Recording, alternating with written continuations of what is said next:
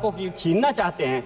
माननीय सभापति जी, मैं आपके माध्यम से कहना चाहता हूं कि आर्टिकल 30 के अंदर अपने तालीमी इदारों को कायम करने और उनके चलाने का हक है, लेकिन हमारे साथ ज्यादती हो रही है। ये संविधान को अगर आप कमजोर करेंगे तो याद रखना ये देश कमजोर होगा, हमारा मुल्क कमजोर होगा। जो संविधान के प्रति वफादार नहीं हो सकते वो हमारे मुल्क के प्रति वफादार नहीं हो सकते। मैं उस संभल की सरजमी से आता हूं जहां पर 15 दिन पहले एक संविधान को कमजोर करने का काम किया गया। वहां पे जिस प्रकार से 5 मजलूमों की जान ले ली गई, जिस तरह से 30 से ज्यादा लोगों को गोली मारकर घायल कर दिया गया और 27 से 50 से ज्यादा लोगों के खिलाफ मुकदमा दर्ज किया गया। मैं पूछना चाहता हूं माननीय सभापति जी, मैं सांसद हूं, मैं अपने मुकदमे का मैंने कहा था मुझे डर नहीं है, मेरे खिलाफ मुकदमा लिखा गया, मैं वहां मौजूद नहीं था। और ये मुकदमा जो हमारे चाहे विपक्ष के सांसद हो या सत्ता पक्ष के सांसद हो, आप याद रखिए जनता की आवाज हो, जनता के बीच में जाकर के आपके जवाबदेही बनती है। और मैंने अपनी जनता की आवाज को उठाने का काम किया तो क्या गलत किया था माननीय सभापति जी? सिर्फ इस बुनियाद पे मुकदमा लीजिए गया।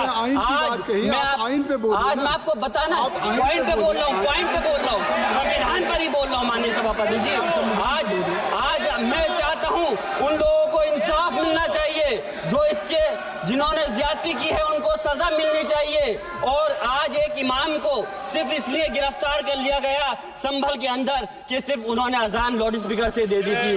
अफसोस है कि आज हमारे साथ ऐसी ज्यादती हो रही है। माननीय अध्यक्ष जी, हमारा संविधान किसानों को मजबूती की बात करता है जो इस देश की रीढ़ की हड्डी है। 130 किसान जो 10 दिन से ज्यादा समय से जेल में बंद हैं, आप किसानों को हक नहीं दे पा रहे तो किसको हक देने का काम करोगे? मैं अफसोस करता हूँ आज पूरे प्रदेश और मुल्क के अंदर जिस तरह से हमारे लोगों की हिफाजत नहीं की जा रही। एक मॉब लिंचिंग सिर्फ धर्म के नाम पर, अगर कोई मुस्लिम है, ओबीसी है या पिछड़ा समाज का, एससी समाज का है तो नाम पूछ करके उसकी हत्या कर दी जाती है।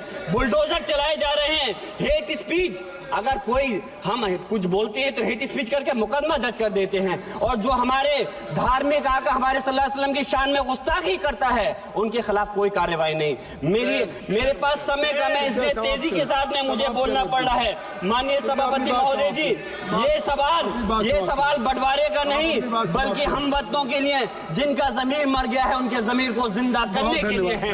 हम चाहते हैं इस देश की आजादी, हमारी देश की सभापति जी, बस मैं अपनी बात खत्म कर रहा हूं, 1 मिनट। हमारी देश की आजादी के लिए मैं ये कोई बंटवारे की बात नहीं कर रहा, लेकिन हमारे मुस्लिम और हिंदू समाज सब लोगों ने मिलकर के इस देश को आजाद कराने का काम किया था। आज उनके साथ ज्यादती क्यों की जा रही है? हम लोग अपने इस मुल्क के अंदर मजबूरी से नहीं रुके बल्कि हम जो है अपनी मर्जी से रुके थे। हमारी मुल्क को आजाद कराने में हजारों लाखों मुसलमानों ने शहीद हुए थे। माननीय सभापति जी, कॉन्क्लूड कर रहा हूँ, सिर्फ राजकुमार से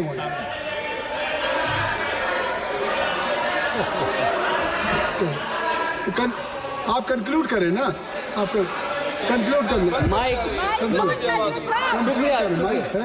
शुक्रिया माननीय सभापति जी। मैं एक मुस्लिम और अल्पसंख्यक रहनुमा के तौर पर मैं अपनी बिरादरी के लिए खास हक के मुताबिक नहीं करता। मैं सिर्फ ये चाहता हूँ कि आईना के बाद संविधान के मुताबिक हर नागरिक के लिए जो वादा किया गया उसे पूरा हो, हुकूमत से कमजोर की हिफाजत को यकीनी बनाए और नफरत फैलाने वालों को सजा दे। और मैं अपनी बात इस शेर के साथ खत्म करना चाहता हूँ जो कि हबीब जालिब का शेर है। ऐसे जुल्म सुबह बेनूर को मैं नहीं मानता, मैं नहीं जानता, मैं भी खाइफ नहीं तख्ताए दार से, मैं भी मंसूर हूं कैदो अगयार से, क्यों डराते हो जिंदान की दीवार से, जुल्म की बात को, जहल की रात को मैं नहीं मानता, मैं नहीं जानता। बहुत ही अफसोसनाक खबर यह है कि संभल की जामा मस्जिद से इमाम साहब को पुलिस ने गिरफ्तार कर लिया। आप देख सकते हैं किस तरह उन्हें गिरफ्तार किया गया। इस वजह से गिरफ्तार किया गया, पुलिस ने बताया कि लाउड स्पीकर पर अजान देने से मना किया गया था, इसके बावजूद भी अजान क्यों हुई? ये तो बिल्कुल तानाशाही है। क्या इन लोगों को 2 से 3 मिनट के लिए अजान से इतनी ज़्यादा तकलीफ़ है? इन लोगों को दशहरा के नाम पर डीजे की आवाज़ सुनाई नहीं देती है? किस तरह से लोग ज़ोर ज़ोर से बजाते हैं? मस्जिदों के पास जाकर के परेशान करते हैं, जिस तरह से तमाशेबाजी करते हैं, इन्हें नहीं नज़र आता है, इन्हें नहीं दिखाई देता है। यूपी हुकूमत को ये सारी चीज़ें नज़र नहीं आती है, ये लोग सारे के सारे अंधे हो जाते हैं।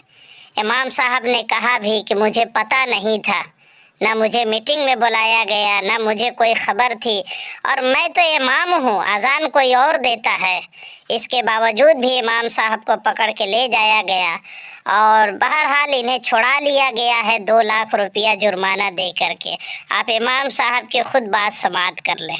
तहजीब कहाँ के रहने वाले हो? पास में काम पड़ता मंडलाई। अच्छा, यहाँ क्या हो इस मस्जिद में आप? मैं इमाम हूँ यहाँ। कौन सी मस्जिद है ये? अनार वाली मस्जिद है। या अजान हो रही थी लाउड स्पीकर से? जी जी। इस पर तो रोक लगी हुई है। नहीं, मुझे सर इसके इस चीज़ का मालूम नहीं था। मुझे तो रोक अजान तो दूसरे पढ़ते हैं, मैं तो इमाम हूँ। मुझे नमाज़ पढ़ानी अजान हो गई है, जुमे का दिन है आज। तो आपको जानकारी नहीं है इसकी? प्रशासन ने मीटिंग की थी, सबको बताया था। मुझे जानकारी नहीं, ना मुझे बुलाया गया मीटिंग में, ना मुझे बताया गया।